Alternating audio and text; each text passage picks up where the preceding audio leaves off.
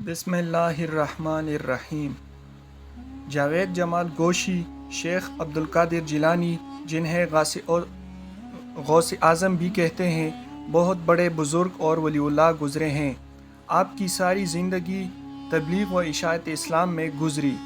بے شمار لوگوں نے آپ سے روحانی فیض حاصل کیا۔ آج بھی دنیا آپ کے روحانی تعلیمات سے فیضیاب ہو رہی ہے۔ آپ کو بچپن ہی سے علم حاصل کرنے کا بے پناہ شوق تھا۔ آپ نے ابتدائی تعلیم اپنے ہی قصبے جیلان سے حاصل کی، لیکن دین کی اعلیٰ تعلیم حاصل کرنے کے لیے آپ کو بغداد جانا پڑتا تھا۔ اس زمانے میں گاڑیاں اور موٹر کاریں نہ تھیں، اس لیے لوگ قافلوں کی صورت میں پیدل سفر کیا کرتے تھے۔ چنانچہ آپ کی والدہ نے آپ کو بھی بغداد جانے والے ایک قافلے کے ساتھ آپ کو روانہ کر دیا۔ سفر پہ روانہ ہونے سے پہلے آپ کی والدہ نے آپ کو کچھ خوراک اور 40 اشرفیاں گزرے اوقات کے لیے دی۔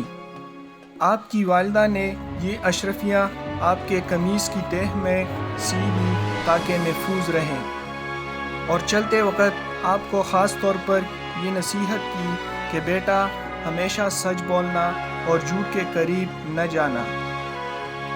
آپ نے ماں کی اس نصیحت کو غور سے سنا اور سفر پہ روانہ ہو گئے۔ قافلے کے لوگ ڈرتے ڈرتے سفر پہ روانہ ہوئے۔ انہیں اس بات کا بھی خدشہ تھا کہ کہیں راستے میں ڈاکو قافلے پر حملہ نہ کرے، کیونکہ ان دنوں راستے غیر محفوظ تھے اور ڈاکو اکثر قافلوں کو لوٹ لیا کرتے تھے۔ آخر وہی ہوا جس بات کا ڈر تھا۔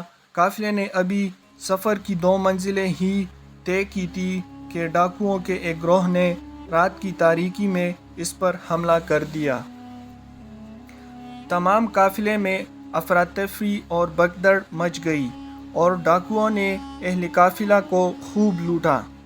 ایک ڈاکو شیخ عبدالقادر جیلانی کے پاس آیا اور کہنے لگا، لڑکے تیرے پاس کیا ہے؟ آپ نے جواب دیا، میرے پاس 40 اشرفیاں ہیں جو میرے قمیص کی تہہ میں سی ہوئی ہے۔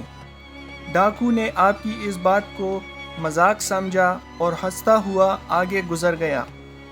اتنے میں ایک اور ڈاکو آپ کے پاس آیا اور وہی سوال کیا۔ آپ نے پھر وہی جواب دیا۔ وہ ڈاکو یہ جواب سن کر حیران ہوا اور آپ کو پکڑ کر اپنے سردار کے پاس لے گیا۔ ڈاکوؤں کے سردار نے آپ کو تعجب سے دیکھ کر پوچھا، لڑکے سچ مچ بتا تیرے پاس کیا ہے؟